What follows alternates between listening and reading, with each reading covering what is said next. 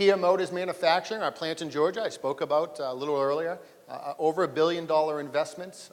The reason why there's a picture of Optima there is because a few weeks ago we announced that starting at the end of August, beginning of September, we will begin building Optima at that plant with Sorrento. This is a huge opportunity for us, one that we're very excited about for two fundamental reasons. One, many Americans are connected to buying something made in America, and Sorrento has brought those customers in droves. It almost gives them permission now to consider something that they wouldn't normally drive. And the plant will give us the capacity to build many more Optimas so that we can really go after the segments. There's a picture of the testing at the plant right now, trial runs to build the Optima, so you can see it's actually happening.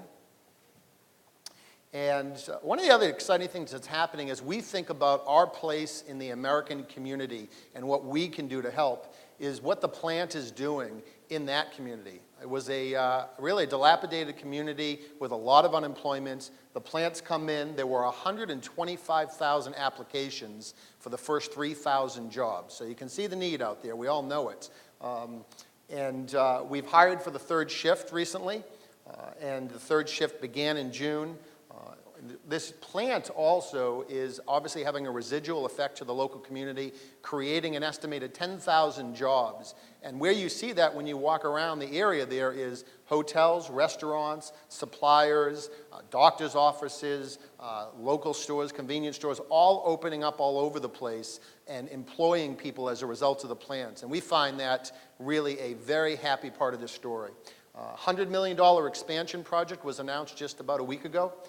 And that will raise the capacity, as Alvin mentioned, to 360,000 cars at that Georgia plant in 2012. So we'll go from 18 months ago not producing a single car in the United States to being ready to produce 360,000 and demands for more. So we're very excited about that. Let's take a look at the share of the total industry, because you might ask, what is our strategy with these new products coming in? I can tell you what our strategy is not. It's not to focus on niche vehicles. It's to focus on the meat and potatoes of the business. And if you take a look at that, you can see, here's a chart, of the top 5 largest segments in the United States, only one are we not participating in now, which is pickup trucks. But the mid-size sedan segment is obviously one of the largest. That's where Optima is, and we have not only gone in there with a best-in-class product that is selling as fast as we can make them, but we also committed our largest in the history of the company marketing launch campaign to that. If you take a look at the next red one here, that's the compact car segment. That represents Soul and Forte for us. Forte is doing extremely well. Soul just had its 2 best months in the history of the company. If you move down to the green, that is the compact CUV segment. That's Sorrento, our first vehicle to sell over 100,000 and well outpacing that this year. And if you take a look at the orange one, that's subcompact CUV where Sportage is, and that also is a vehicle that's tripled in sales. So the compact car, the mid-size car are huge opportunities for us. And bottom line is we are focusing our efforts, our marketing efforts, our product development efforts, and our consumer direct related efforts to the largest segments in the United States for Kia's growth. In taking a look at where the U.S. economy is today, which is at the top of mind for everybody, and vehicle sales, if you take a look at this chart dating back many, many years, the largest volume drop ever and the largest percentage drop since the Great Depression took place right here in the 2008 to 10 period. New vehicle sales over time have mirrored the economy. Consumers tend to overreact in both positive and negative instances in the economy. And it's always in a continuous state of correction. But if you follow history and you believe that history repeats itself as it has, then we know that the upside is absolutely tremendous for the industry and for Kia. So if you consider the fact that we are having our best sales and market share year in the history of the company at a SAAR that is well below what it was at previously, as the economy improves, we are very optimistic that so too will our sales and our market share continue to. The housing outlook, something we pay close attention to. You can see gradual improvement is expected, but the housing sector will remain significantly below normal levels. There's the peak over there. Here's where it came down for the crash. And here you can see in the red it's going up slightly. Expected delays in that recovery, but nonetheless, we are seeing some improvements. The employment outlook, similar story. Gradual improvements anticipated. Unemployment is expected to remain well above traditional levels. And you can see right here where it came down dramatically in 2008 and 9. It started, to go where it was down, and then it went up, and now it's coming down a little bit, albeit very slowly. But at the same time, there's a little irony there for Kia, because though we are all hoping that the economy continues to improve as soon as possible, the economy has been a friend to Kia. Coupled with the fact that we've introduced so many new products that have been meeting people's needs, people are looking for value. And we'll talk about value as we move along a little bit. Consumer sentiment and spending, strong rebound in consumer spending during Q4, primarily due to the holiday shopping season. Consumer sentiment is improving. And as a result, we do expect, if you look over here, that it will continue to improve a little bit at a time. And I think all of us can notice if we go to the shopping malls on the weekends. I like to walk around and see who's there. And I have noticed that the malls are busier, but when I ask those selling there, they say that many people are still just looking. Some people are buying. It's improving a little bit each day. Auto industry sales outlook, the U.S. baseline. 2010, there were 11.6 million units sold in the United States. 2011 is expected to be up 9%. To 12.7 million. Obviously, we were pacing as an industry at 12.9 plus, but then we had the very unfortunate happenings over in Japan. Our thoughts are with all of those companies and people, and that's obviously been cause for correction. In summary, from a sales standpoint, record market share for Kia at 4.5% in the month of May. We did just finish our best quarter in the history of the company. We had 7 new vehicles launched in the last 26 months. Optima production will begin at the end of August, beginning of September, and the all-new hybrid is out now at dealerships, and vehicles have already been delivered to customers. So that's the focus on what my area of expertise is at Kia, which is sales. But I also think that it's very important that we talk about what we've been doing in marketing. Give you an update on how that's contributed to our sales success, because it's been of paramount importance as we look to bring in consumers that have never considered the brand before and to connect with them. So the changing face of the population is pretty interesting. Over to the left here, we have the baby boom generation, the quiet generation, the depression generation. By 2014, they'll all be 80 or older and more or less out of the car buying market.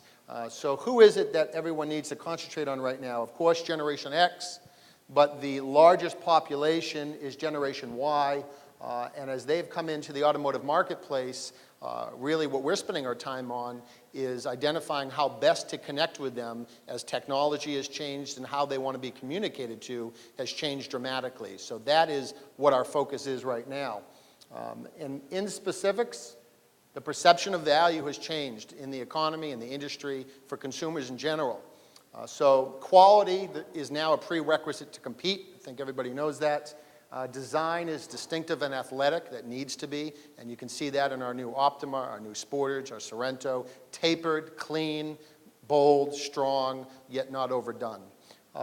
Content has to be relevant to consumers, and what we specifically mean by that is at Kia not putting content into a vehicle just so we can say it's there and on the window sticker, but instead sitting down as a team on a daily basis and discussing what do consumers really want, what are they really going to use in their vehicles versus what could be in there that they won't really use. And as an example, that's why we made Bluetooth standard on all of our vehicles, because that is something that people need to use every day.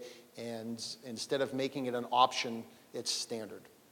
The brand, proud to own, obviously that's something through our marketing that we're spending a lot of time on trying to connect with consumers and make them feel good about Kia since they're not that familiar with Kia. Delighting the customer with surprise and delight features. If you take a ride in an Optima SX, you'll find things available like cooled seats and heated steering wheels that formerly were only available on high-end luxury cars. And when you go to price, that obviously becomes a function of demand. It's a strategy of overall value and redefining what value is to Americans today, which is no longer the lowest price, but more specifically, how are you meeting my needs and what am I getting for my money?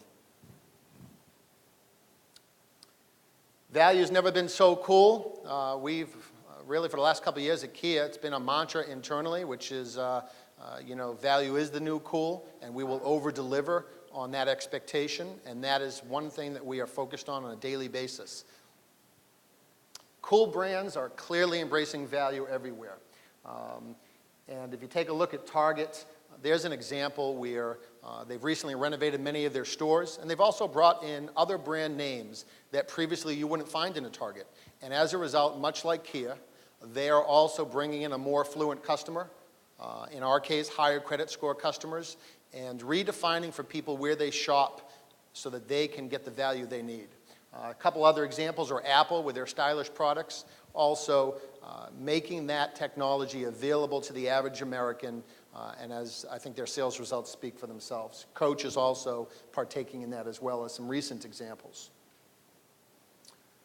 Kia's value formula focuses on quality, world-class design, fuel efficiency, which obviously is key to everybody, modern amenities, we talked about some of those features, fun-to-drive performance, and cutting-edge technology.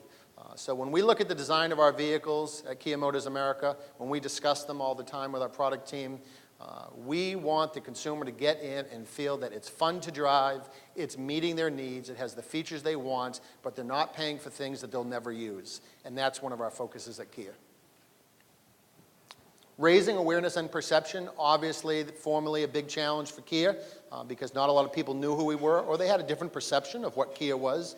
Now with all these new products, we're focusing our marketing on connecting with those consumers. So as an example, when you take a look at the hamster commercials for Soul, the Soul's a fun car.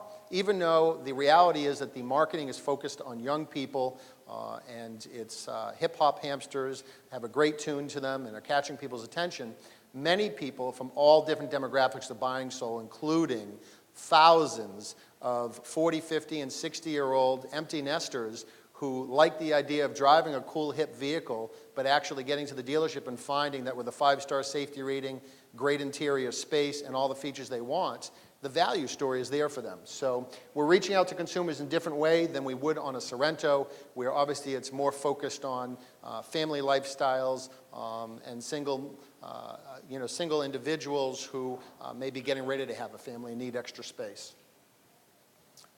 So there's our hip-hop hamster commercial, This or That campaign that won a Nielsen and an Effie Award.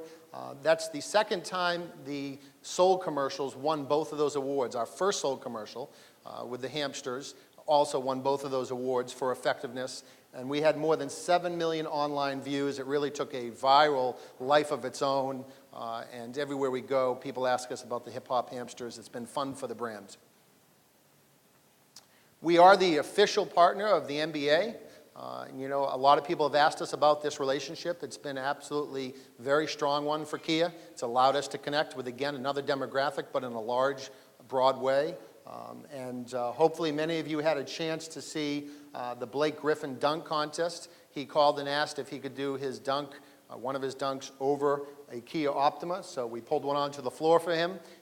It was a fun moment, but it was also a great moment for Kia because it not only gave us great exposure over and over and over again on ESPN and the likes, but it drove unprecedented traffic to our websites and to the dealerships. As such, made a lot of people want to find out what is Optima about because it's such a stylish looking vehicle. And when you take a look at our launch for Optima, again, the largest launch in the history of the company, it really started with this Super Bowl ad, One Epic Ride, and that was an ad, if you didn't see it, that really the premise of it was everybody wants the Optima, spaceships are going after it, villains are going after it, everyone's trying to steal it, what is the Optima? Well, a lot of people wanted to find out what is the Optima after the commercial because our online search activity went up 700%. And Optima consideration increased by 225%, and more importantly, Optima sales are well outpacing supply right now, which is why we are very excited about bringing it to Georgia where we can increase supply.